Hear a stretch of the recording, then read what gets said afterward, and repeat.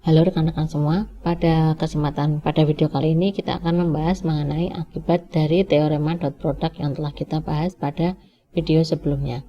Jadi pada video sebelumnya kita telah membuktikan bahwa jika theta merupakan sudut antara vektor U dan vektor V, maka berlaku sifat ini ya, U dot V sama aja dengan panjangnya vektor U kali panjang vektor V cos theta. Nah, teorema ini berakibat sangat lumayan ya, efeknya lumayan besar manfaatnya. Kenapa? Akibat yang pertama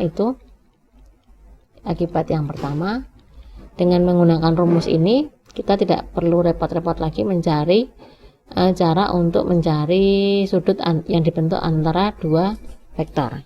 Jadi dengan menggunakan rumus ini kan kita bisa menurunkan formula baru untuk mencari nilai dari cos theta, yaitu cos theta itu sama aja dengan hasil kali titik antara U dan V dibagi panjangnya U kali panjangnya V, gitu ya. Jadi kalau kita punya dua vektor yang diketahui komponen-komponennya, kita untuk mencari sudut yang dibentuk oleh dua vektor tersebut kita bisa menggunakan rumus yang ini. Sebagai contoh, misalkan saya memiliki vektor U, contoh ya. Contoh misalkan saya memiliki vektor U itu nilainya adalah I plus 2J plus 3K. Kemudian vektor V itu misalkan 2J plus 2K, gitu ya. 2K. Nah, kita ingin carilah theta. Theta itu adalah sudut antara, sama aja sudut antara vektor U dan vektor V itu berapa, gitu ya. Nah, untuk mencari jawab dari soal itu kita akan menggunakan rumus pada akibat satu ini ya. Jadi kita harus mencari dulu nilai dari U dot V, kemudian mencari nilai dari panjang U dan juga panjang V. Kita cari dulu panjangnya U, panjang dari vektor U, berarti sama aja akar dari 1 plus 2, 1 kuadrat plus 2 kuadrat plus 3 kuadrat, yaitu akar 14. Kemudian panjangnya V berarti akar 0 kuadrat ditambah 2 kuadrat ditambah 2 kuadrat, yaitu berarti akar 8 ya, atau 2 akar 2, langsung saja. Kemudian tinggal kita cari nilai dari U dot V nya, sama aja berarti ini kita cari dulu koefisiennya IJK 1, 2 dan 3 untuk yang U, kemudian yang V berarti ini yang I 0, 0, 2 dan 2.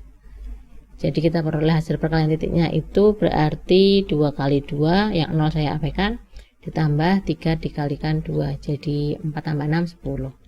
Selanjutnya tinggal kita masukkan rumus ini untuk mencari nilai dari cos theta, yaitu U dot V per panjangnya U kali panjangnya V diperoleh U dot V nya tadi 10 per akar 14 dikalikan 2 akar 2, berarti ini 5 per akar 28, akar 28 itu berarti 2 akar 7. Kalau kita rasionalkan berarti ini dikalikan akar 7 per akar 7, jadi ketemunya 5 per 14 akar 7. Ini baru cos tetanya. Untuk mencari tetanya berarti kita mencari cos inverse ya, anti cos itu ya, dari 5 per 14 akar 7. Anda bisa mencarinya di kalkulator. Itu akibat yang pertama. Selanjutnya kita akan membahas akibat yang kedua. Akibat yang kedua ini sering kita sebut juga dengan sifat ortogonalitas. Ortogonalitas. Jadi misalkan kita memiliki dua vektor U dan V. Jadi vektor O atau jadi hasil dari U dot V itu sama dengan 0 itu jika dan hanya jika U dan V itu saling tegak lurus. U dan V itu saling ortogonal. Ortogonal itu apa sih? Ortogonal itu saling tegak lurus. Jadi dua vektor itu dikatakan saling tegak lurus itu jika hasil kali titiknya itu adalah 0. Kok bisa dapat ini? Ya sebenarnya mudah saja. Kita tinggal mencari dari hasil tadi ya, bahwa cos theta itu sama aja U. Tadi dari akibat 1 kita punya kan cos theta itu sama aja U dot V per panjangnya U dikalikan panjangnya V. Nah, ketika tetanya itu 90 derajat, berarti kan cos 90 derajat, cos pi per 2 itu kan sama aja dengan 0. 0 kan ya? Lah 0 itu sama aja U dot V per panjangnya U dikalikan panjangnya V. Nah, ruas kirinya 0, ruas kanannya itu kan pembagian. Berarti ruas kiri itu bisa 0 hanya dan jika U dot V-nya itu juga sama dengan 0. Jadi akibat 2 ini cukup mudah dilihat bahwa jika U dot V-nya itu 0, maka U dan V-nya saling tegak lurus, ataupun kebalikannya. Jika U dan V-nya saling tegak lurus, maka mau tidak mau U dot V-nya juga harus 0. Oke, selanjutnya kita akan membahas contoh soal ya. Jadi dalam soal ini kita diminta untuk menunjukkan bahwa dua vektor diketahui A itu 1,1,1 dan vektor B 1-1,0 itu saling tegak lurus. Soalnya cukup mudah. Kalau untuk menunjukkan bahwa dua vektor itu saling tegak lurus, berarti kita harus menunjukkan bahwa nilai dari A dot B nya itu sama dengan 0. Jadi kita bisa aja menunjukkan bahwa sudut yang mereka bentuk itu adalah 90 derajat menggunakan rumus yang di akibat 1 tadi, tetapi akan lebih mudah lagi jika kita menggunakan rumus pada akibat 2. Teorema pada akibat 2, yaitu bahwa dua vektor itu saling tegak lurus jika dan hanya jika hasil kali titiknya sama dengan 0. Oke, kita langsung saja kita cek nilai dari hasil kali titik antara A dan B itu berarti 1, 1, 1, kita kalikan dengan 1 min 1 dan 0, sehingga diperoleh 1 dikali 1 ditambah 1 min 1 berarti min 1 ditambah 1 kali 0 berarti 0. Ternyata kita peroleh hasilnya itu 0.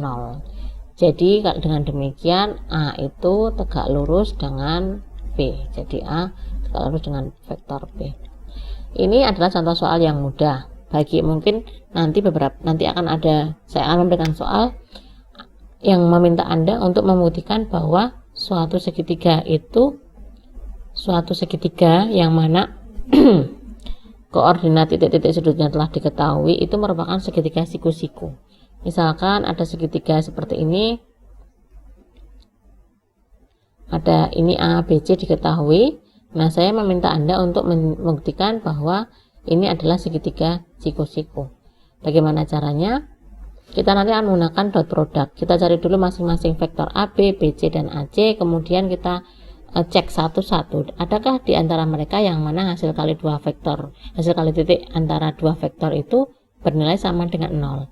Jika iya, berarti sudut antara kedua vektor tersebut adalah 90 derajat, yang artinya segitiga tersebut merupakan segitiga siku-siku.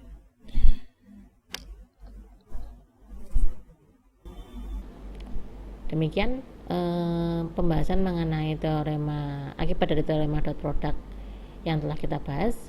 Semoga bermanfaat. Terima kasih.